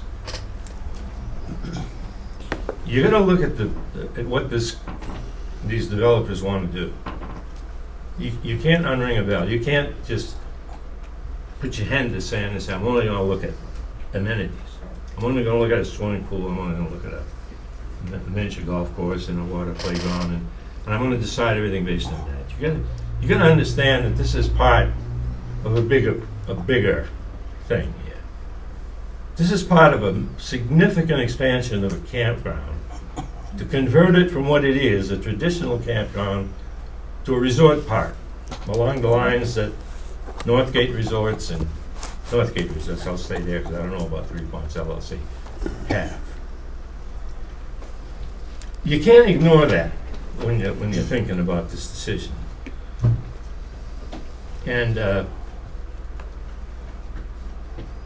And so you have to look at what is it, not only at what they've specifically applied, but you have to look at what will be coming downstream. You see, common sense will tell you that they cannot afford these amenities, and they're not making a major investment in these amenities unless they can get the number of campsites or the number of campers increased. They have to increase the occupancy level to be able to afford the life cycle costs of these amenities, which are necessary to bring camping to a higher level, not found in traditional campgrounds. And that's what they do. So you've got to give some thought to how are they going to be increasing that level of occupancy. That's not in our scope tonight. Well, I know it isn't. All I'm Okay. saying is that it's something you need to keep in mind. But I am going to talk to you about RVs, and I am going to talk about cabin because they brought it up. Let me hear this. They say that converted park models are RVs, converted to being permanent structures, hardwired, hard connected to septic systems, etc. The code enforcement officer agrees with that. And it's on that basis that he's permitting them to install these converted park models. And he has a right to that opinion. The representative from the attorney from the campground owner said they are RVs. They're defined as RVs. Who defines them as RVs? He's given you that definition. Let me show you something from the Mighty Joe Campground website. This is a website produced by Northgate Resorts, Inc. It's a very impressive website. But one of these pages is called cabins. It's not called RVs, it's called cabins. It shows 3 types of cabins that are available to rent at the Mighty Joe Campground. This first one here is Meadows Cottages -new. Those are brand new ones that were installed this spring. There are 15 of them. They're converted park model trailers with attached decks, stairs, skirting around the perimeter to hide the wheels. They're not going anywhere. They're going to be there 24/7. They call them cabins. The code enforcement officer says they're RVs. This attorney says they're RVs, but they call them cabins. These are Lake Bluff bungalows. I want to stop you there for a second, because Yeah. haven't this already been determined with my question that these park models are not part of the amenities or That's right. All They right. are not. They are not. accessory use? That is So that's absolutely not in correct. our scope. Okay, it's All right. not in your scope. The point I'm making is, you need to give some thought to what the ultimate plan is, you don't need to make any decisions about it. If we had an application in front of you, I would agree 110% with you. Yeah. Right now, and Okay. I've said this 10 times, All right. there's no application. Our task tonight is just to determine Okay, so one if, point, Ben. if, Thank you, Mr. if I will the get planning on. board is correct in their reading of the ordinance of what Right. a accessory use is and so forth. Okay, All right? fine. I won't continue this. You all set? Okay. Yeah. Thank you. But you understand my point. There is a discrepancy between what these things are really. And I don't think you can, But we have it on the record tonight that they are not part of what that's correct. accessory use. That is correct, and I'm not suggesting that. Alright. I'm not suggesting that. Alright. I've already given you No. what I believe to be rationale for concluding Okay. that these amenities, not including the cabins, that these amenities require a special exception. Okay. Anyone else in the public other than attorneys? Not hearing any, I'm closing the public down. The apple's gone. I have to defend Mr. Churchill. I have to defend this. That is, the issue of the park models is part of our appeal. It was part because it was something that was said no to in the underlying appeal. The planning board, whomever, is allowing them to be there. We're saying that is a violation of the zoning ordinance because it's an expansion of the campground. It's a change of the campground. It is something that is part and parcel. So I have to defend Norm. He had every right to say what he said and bring the issues. But they've clearer already to put you. it on record, Mr. Bolt, that that's not part of the accessory uses. But They said tonight, the attorney said that's not considered part of of the accessory. course not. He doesn't want to be part of the appeal because he's wrong in the thing. Point of order, Yeah. Mr. Chairman. My apologies. It is definitely one where it is part of this appeal because it's part of our appeal document. All right, that, you've had the whole apple now. I guess, yeah, you're gonna get Comments, I'll the napkin it was sitting on. comments, I'll keep my cool. You gotta look at the zoning ordinance, and there was some talk about since I left the microphone, so I just wanna be clear. The accessory uses argument, just lost it. Section 3.5 of your ordinance, in the LDR zone, accessory uses are allowed as a matter of right. Accessory uses are defined by Article 2, Section 3 of the zoning ordinance as a use or structure on the same lot with and of a nature incidental and subordinate to the principal use or structure. Principal use campground, accessory use pool, mini golf, what we're proposing. Number 2, we've had some more talk about the whether this is a pre-existing non-conforming use or not. Case law, 1808 Corporation versus Town of New Ipswich at 161 New Hampshire 772.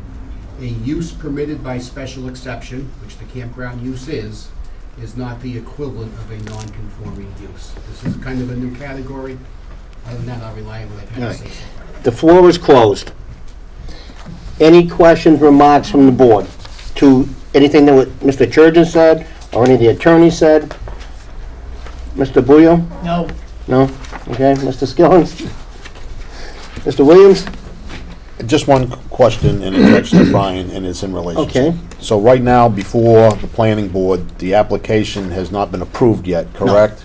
So this is the acceptance of the application only. And there's no testimony, right, and nothing? Okay. Thank you. Mr. Bean? Negative, sir. Okay. You all should have in your document there a letter from the town planner, Mr. Bruce Woodruff.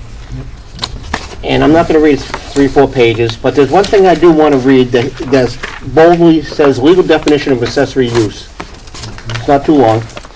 Zoning ordinances define accessory uses within the context of a principal use, namely, the accessory use must be reasonably necessary to the conduct of the principal use and related to the functions of the primary use. Of course, the relationship between a principal use and an accessory use depends on the types of activities associated with the principal use. The kinds of accessory activities in residential areas vary from those in non-residential areas, for instance. Then there is the, where's the for instance? I thought I read something about. All right, then there's the question of which aspects are certain that can qualify as accessory use because not all activities associated with the principal use automatically become accessory. Some may be part of the principal use. An example, a garage in homes or home occupations. Yet some ordinances may not allow other uses, even if part of the principal drive-through window for a restaurant is specifically prohibited or restricted. What I read out of that is accessory use defines a support way for, basically, this idea of business to stay in business, without being in violation of any ordinances or any town rules stating that they're not allowed. I wanted everybody to hear that, because I think that makes you think about a couple things. So, we can either continue discussion, or we can have a motion and then discussion, whichever the board pleases. I just wanted to offer up, Mr. Chair, I know that the board has some new members tonight. To the extent there's any legal questions, and the board wants to take a recess, I'm happy to address those. Does anyone feel don't have to do that, necessary? I'm just throwing that out as an option. Would anybody like to exercise that option? Negative, Mr. Chairman? I'd like to actually have a moment. Okay. Anyone else? All right, we're gonna take, it's 8:05, we're gonna take a 15-minute break, so 8:20, we'll come back into session. Thank you. All right. For those that Are we need, traveling or are they traveling? we'll travel, there's lots of us. Yeah. Those that feel the need to discuss, please follow the mother and the ducklings here. No, I think everybody should come. Everyone? Everybody should hear the discussion. Okay, let's everyone come. Public, public hear the discussion? This is a public hearing.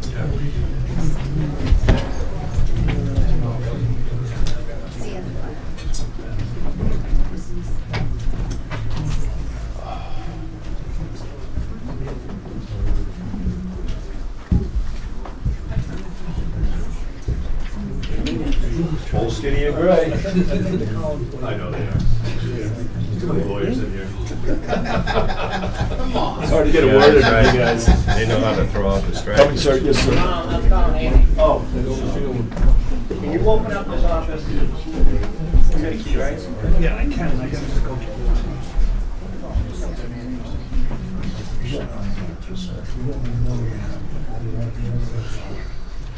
Yeah, work. What happened, the letter? 342. Yeah. I don't know where I got the 350. I don't know. Did I send the letter to you? Still had 350 on it. And what happened? You got it? The post office put that little yellow thing, and they'll only do that so long. So I got to remind them. Yeah, right. Change to 342. Otherwise, I won't get it. Do you want water? Yeah, your water bottle? Return it to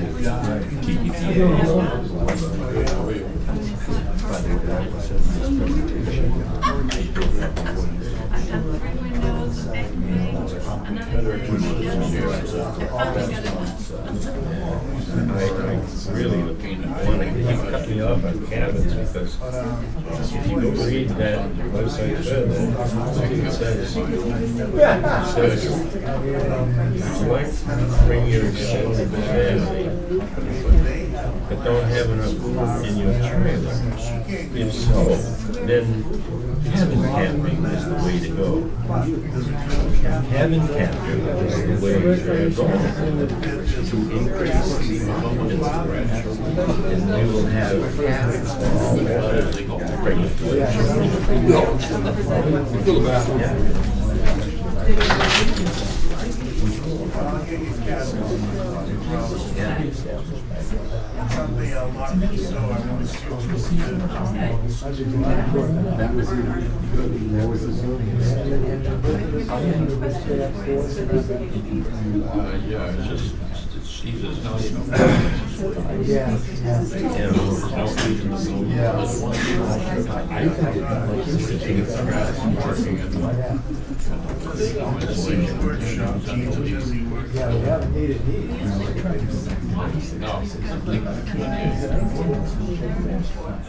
He's the one that wants to walk, huh? He's done a while ago and I don't understand.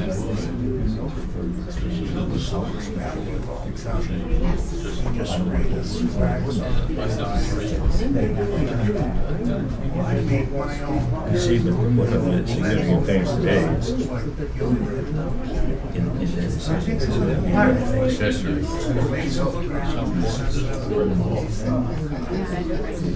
Without exception. And that is special. That is critical because cabins, even if they get away from the cabins have been being that use of sheltering is incidental to the principal correct? So it's going to allow installation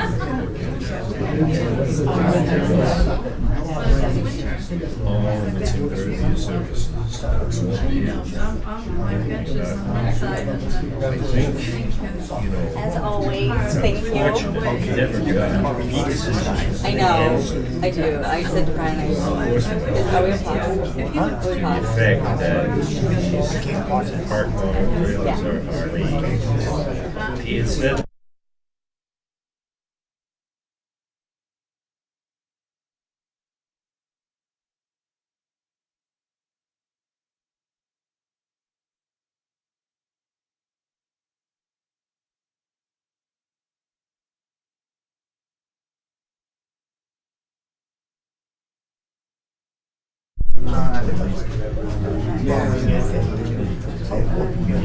Now, but if I shut it, once we close down, the numbers will be because one time we had 13. You've been saying it, this guy cut me off with all the cabins. So, you know, he's got that. If I cut it off, it'll be You're not gonna get that. they don't tie together.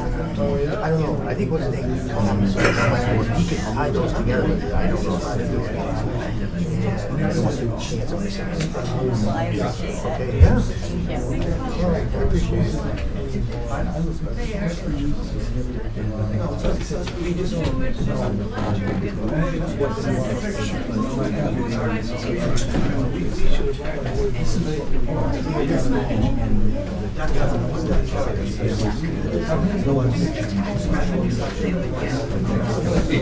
Look at it, if it isn't for you, it is for me, you know.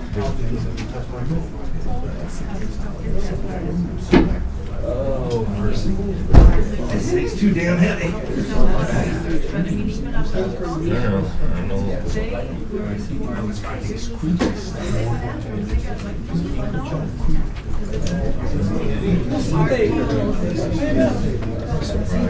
Also, any of your Never. Yes. Provisions. for having this next to you. He never did. I had seen something on My remarks. Let him take a little more there. Eat it, yeah. Attorney Gold has already had it described. Oh, yeah. The only reason I went in that was because he never said it.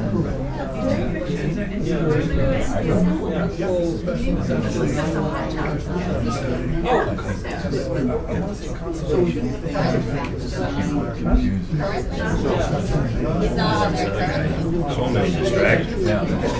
We've been in charge of that. Not an expansion. The provisions for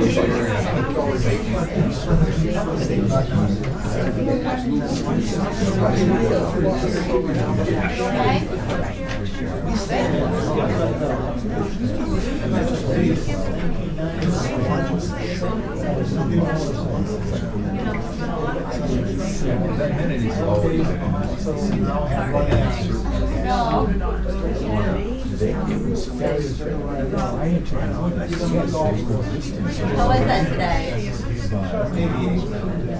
I was on, I'm like, you must be having too much fun out there. It's a minor expansion. He picked up on that. It's not an expansion. That's why I said. And you're right. It's changed. That's right. And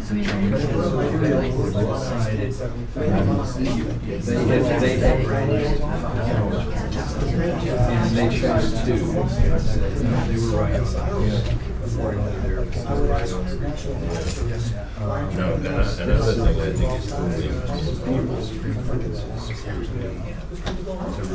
town planner getting a letter. None of the public cities want. Did you see a letter? Is how the zoning board, did you see the letter from Bruce? Well, it did. I've never seen that. Well, it's not the definition of accessory uses. He said there was a letter. I never saw that. The only thing he said was the long-winded definition.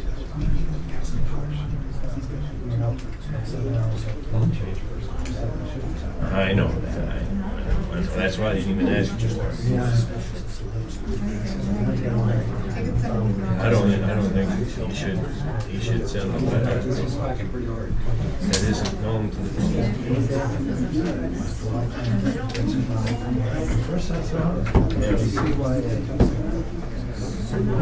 You did good, Chief. Is it?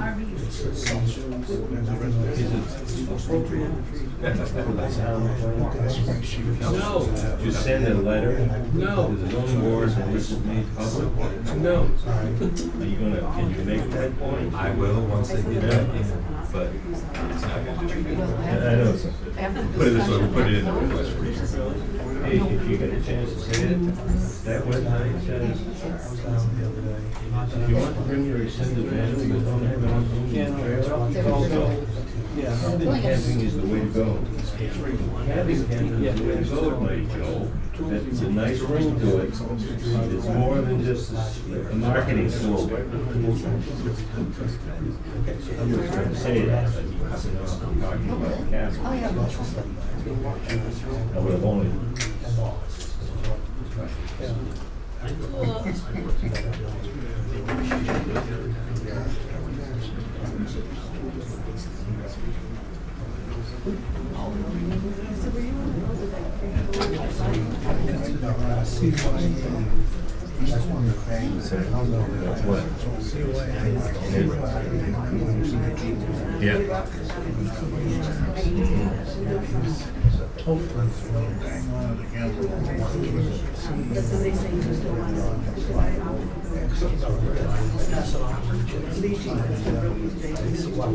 Yeah.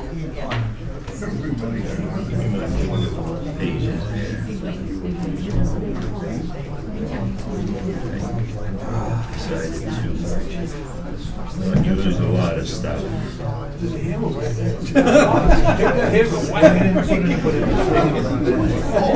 you don't know how to.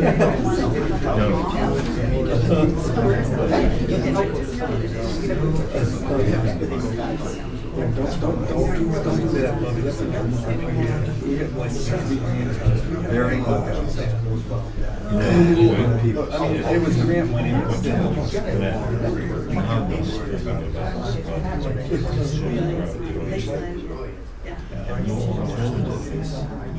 But to appeal this decision.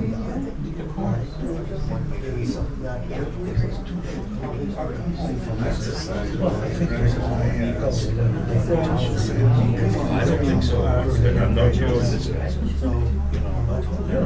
No. I kissed him back. I said, I think I'm probably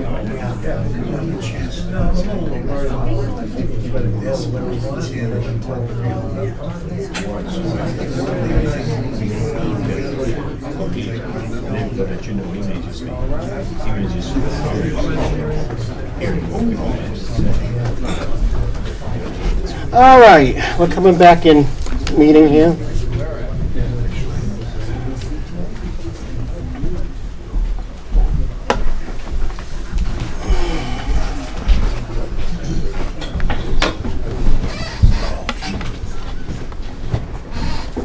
Okay, at, what time is it? 8:18? 8:18, we're back in meeting. Mr. Brewer, you had mentioned you have a copy of the ordinance. Would you like to read it, or have me read it, or have someone read it? The Article 2 definition revised on 3.9.10, 3, accessory of use. Please. Okay, the article reads, accessory use or structure. A use or structure on the same lot with and of a nature incidental or subordinate to the principal use or structure. Okay, any questions on that reading for council? Okay, any discussion in general about it? All right, so we're at the 24th hour here. Yep. Anyone would like to make a motion? And then we'll have discussion on the motion. I would like to make a motion that what we are ruling on is whether or not it was required as a special exception by the part of the planning board on this. And your motion Decision. is, it is or it isn't? Yeah, that's a good point. I'm trying to figure out. I guess I was asking for a vote on that aspect of it. Well, I'm that's trying what to the meeting figure- is. We don't Right, have to make a No, vote. I understand, Yeah. I understand. It's a tough one, there's no I'm trying doubt to of- figure out how to frame. Both the attorneys have right brought way. up, Mr. Turgeon Right. brought up some very good points. Everyone brought up some good points. It's up to us to decide one thing and one thing only. Was the ordinance read correctly by Yeah, the I planning understand. board accepting the application? And that's as far as it's gone. It hasn't gone any farther with the planning board than just accepting the application. That's it.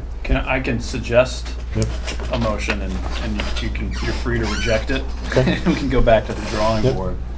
But the motion is, do you agree with the abutters that the planning board was wrong to not require a special exception? And a yes vote would mean you agree with them, and no vote would mean you disagree with them. Right. So if you vote yes, you're saying the abutters who have brought the appeal are correct, that the planning board screwed up. And if you vote no, you are saying you do not believe the planning board made an error interpreting the zoning ordinance. And you're going to repeat that again, please, Esquire. A yes means you agree with the appeal that the, We agree with the plaintiff, You- based on the basically- motion. well, there's really That's no right. plaintiff or defendant, but who filed the appealing appeal. party. The Yeah, appealing party, which in this turn is the abutters. All right, if you vote no, it means you agree with The planning board. the planning board. Yes. Do I have a second on that motion? Well, who's pulling that motion, first of all? First of all, somebody needs to make the motion Right, and agree with me. that's what I'm saying. Who's I making the will mo- make that motion. Okay, are you clear, Ashley, with the motion? Do we have a second with that? Second. Mr. Bouillot, second it. I'll start with you, Mr. Bouillot. No. Mr. Skillings? No. Mr. Bean? Negative, sir. No. Mr. Williams? No. And the board votes no. Can I just have the board just give some explanation? Right, I was gonna say, my next step is, now that we voted, I'd like to start again, and everyone give their reasoning for their vote, just for the record. Sure, Mr. Chairman. It's unfortunate that there's not enough language in the ordinance for any other exceptions. However, if we have rules, we need to go by the rules. And that's exactly what the planning board did. So that's the basis of my decision. I think the planning board did the right thing. Okay, Mr. Skillings? I agree with Mr. Bulio on that. Anything else As you the want to plan add? was written. Okay, Mr. Bean? Yes, Mr. Chairman, thank you. After a detailed examination of the materials that were afforded me this evening and online today, and with an open mind, listening to both attorneys, I have arrived at that decision. Thank you. Mr. Williams? Yeah, and I have to agree with what's been stated. We have to go back and make the determination based on what the planning board did in conjunction with the ordinance, and I agree with what Mike's statement is. I don't think out of the ordinance itself that it states that that they violated anything in the planning board, so I have to go along with that. Okay, I agree with the four of you. I also want to say that the definition that Mr. Bouillon read is kind of vague. You know, and it can be read a couple different, 3, 4 different ways if you wanted to, really. We're doing our best to treat it what we think's in the best interest of Milton, not just one street, but the whole town. And please, I feel that the planning board is a good board, and they need to do what they've been elected to do.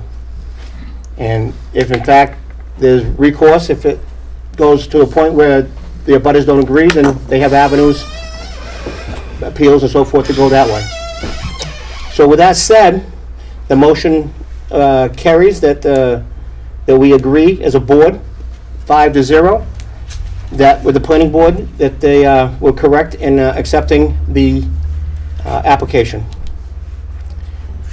Okay, any other business for the board that we need to discuss?